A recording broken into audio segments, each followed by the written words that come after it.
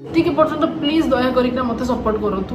ହେଲେ ବି ମଧ୍ୟ ଆପଣଙ୍କୁ ସପୋର୍ଟ କରୁଥିଲୁ, ଆଜି ବି ମଧ୍ୟ ସପୋର୍ଟ କରୁଛୁ, ଆଗାମୀ ଦିନକୁ ବି ମଧ୍ୟ ସପୋର୍ଟ କରିବୁ। ହେଲେ ଭାଉଜ ଯେଉଁଟା ଭୁଲ ସେଇଟା ସବୁବେଳ ପାଇଁ ଭୁଲ, ଯେଉଁଟା ଠିକ୍ ସେଇଟା ସବୁବେଳ ପାଇଁ ଠିକ୍। ହେଲେ ଆପଣ ଆଉ ରାହୁଲ ଭାଇଙ୍କର ପୁରୁଣା ଦିନର କିଛି ଫୋନ୍ ରେକର୍ଡ଼ିଂ ଏବେ ସୋସିଆଲ ମିଡ଼ିଆରେ ବହୁତ ଭାଇରାଲ ହେବାର ଲାଗିଛି। ତାପରେ ଆପଣ କ'ଣ କହିବେ? ପ୍ରଥମେ ଆପଣମାନେ ଏ ରେକର୍ଡ଼ିଂଟା ଟିକେ ଶୁଣି ନିଅନ୍ତୁ। ନାଇଁ ମୋ ଶୁଣୁ ମୋ ସ୍ୱାମୀ ମୋର ନାହିଁ, ସକ୍ଷମ ନାହିଁ, ମୁଁ ମାଗିକି ଚଳୁଛୁ, ଖୋଲାଖୋଲି କଥା। ମୁଁ ମାଗିକି ଚଳୁଛି, ଶୁଣୁ ମୁଁ ମାଗିକି ଚଳୁଛି।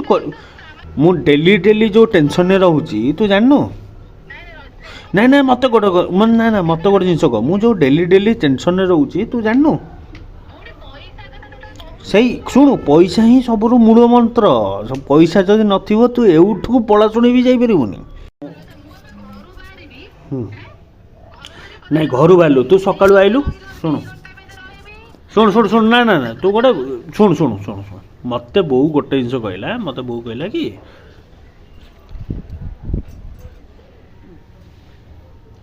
ହ୍ୟାଲୋ, ବୋଉ ମୋତେ ଗୋଟେ ଜିନିଷ କହିଲା, ସେ ଗୋଟେ ବୋଉଟା ଯାଇଥିଲା ସକାଳୁ ଗଲାଣି, ତୁ ପୁଣି କ'ଣ ପାଇଁ ରାତିରେ ତାକୁ ଡାକୁଛୁ ଏଠି?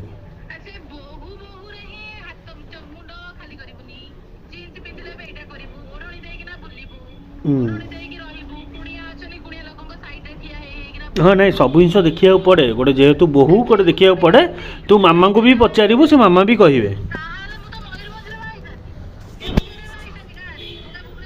ଶୁଣୁ ତୁ ଭୁବନେଶ୍ୱର ବାହା କି ଯେଉଁଠି ବାହା, ଗୋଟେ ଜିନିଷ ଯଦି ଯେଉଁଟା ଅଛି ଟିପିକାଲ ଯେଉଁଟା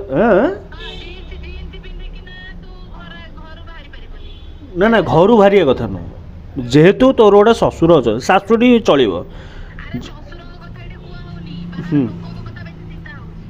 ବାହାର ଲୋକଙ୍କ କଥା କିଏ ଚିନ୍ତା କରୁଛି?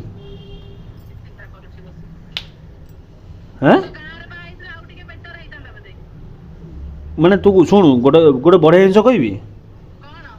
ତୋର ବୁଲିବାର ଅଛି ବାହାରେ, ତୁ ଟୋଟାଲ ବାହାରେ ରହିବାର ଅଛି, ତୋର ପୁରା ଗୋଆ ଷ୍ଟାଇଲରେ ବୁଲିବାର ଅଛି। ନାଇଁ ମୋ ଶୁଣୁ ମୋ ସ୍ୱାମୀ ମୋର ନାହିଁ, ସକ୍ଷମ ନାହିଁ, ମୁଁ ମାଗିକି ଚଳୁଛୁ, ଖୋଲାଖୋଲି କଥା। ମୁଁ ମାଗିକି ଚଳୁଛି। ଶୁଣୁ ମୁଁ ମାଗିକି ଚଳୁଛି। କ'ଣ ପାଇଁ ମାନେ ଗୋଟେ ଜିନିଷଟା ଶୁଣୁ ତ ରହିବ। ତୁ ତ ଡେଲି ତ ସେମିତିରେ ନର୍ମାଲି ବୁଲୁଛୁ, ଦଶ ମଙ୍ଗାଳରୁ ତୁ ବୁଲୁଛୁ ନା ବୁଲୁନୁ? ନାଇଁ ଠିକ୍ ଅଛି, ସେଥିରେ ସପୋର୍ଟ କରୁଛି ନା ମୁଁ କରୁନି? ମାନେ ଆଉ କିଏ କରିବ ବୋଧେ ବାହାର ଲୋକ? କିଛି କରୁନି ତ? ହଉ ତାହେଲେ ଶୁଣୁ, ହଉ ଛାଡ଼ିଦେ। ଶୁଣୁ ଗୋଟେ କଥା ଶୁଣୁ, ମୁଁ କ'ଣ ପାଇଁ ବାହାରୁନି ତୋ ସହିତ? ମୋ ପାଖରେ ପଇସା ନାହିଁ ବୋଲି ମୁଁ ବାହାରୁନି, ହେଲା। ମୁଁ ଆଉ ଗୋଟେ ଜିନିଷ ଗୋଟେ କହୁଛି, ମୁଁ ତୋତେ ଯଦି କିଛି ଜିନିଷରେ ସପୋର୍ଟ କରୁନାହିଁ ତାହେଲେ ମୁଁ ତୋତେ କହିଦେଉଛି, କାଲିଠୁ ମୁଁ କେଉଁ ଜିନିଷରେ କ'ଣ କରିବୁ, କିଛି ତୁ କ'ଣ କେମିତି ଘରେ ମ୍ୟାନେଜ୍ କରିବୁ ଯିବୁ। ଯଦି ତୋତେ ଇରିଟେଟ୍ ଲାଗିଲା ତୁ ଘରେ କଥାବାର୍ତ୍ତା ହେଇକି ତୁ ତୋର ବାଟରେ ପଳା, ମୁଁ ମୋ ବାଟରେ ପଳେଇବି। ନାଇଁ ଭାଇ ତୁ ଦେଖେ ତୁ ଗୋଟେ ଫ୍ରିଡମ୍ ଝିଅ, ଖୋଲା ନାଇଁ ମୁଁ ତତେ ଗୋଟେ ଖୋଲିକି କହୁଛି, ତୁ ଗୋଟେ ଫ୍ରିଡମ୍ ଝିଅ।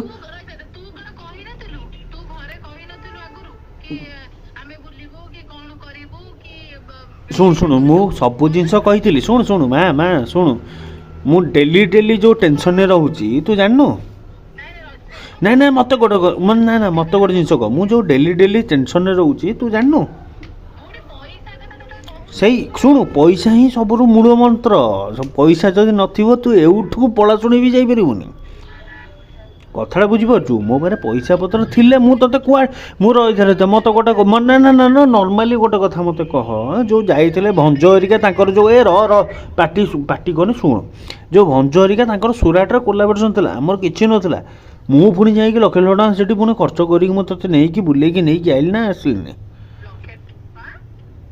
ଯେଉଁ ଯାଇଥିଲେ ସୁରାଟ, ଯେଉଁ ଆଜମେର ଫ୍ୟାସନ୍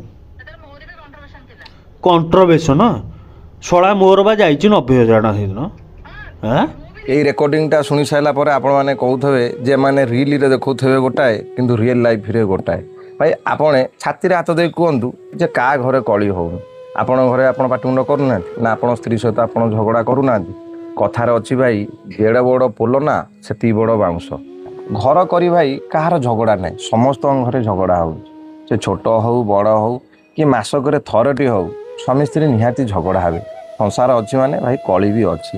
तो राहुल भाई गले आज की 4 मास हम तो 4 मास तलर ये फोन रेकर्डिंगटा एवं जो भाइराल हो सोशल मीडिया रे।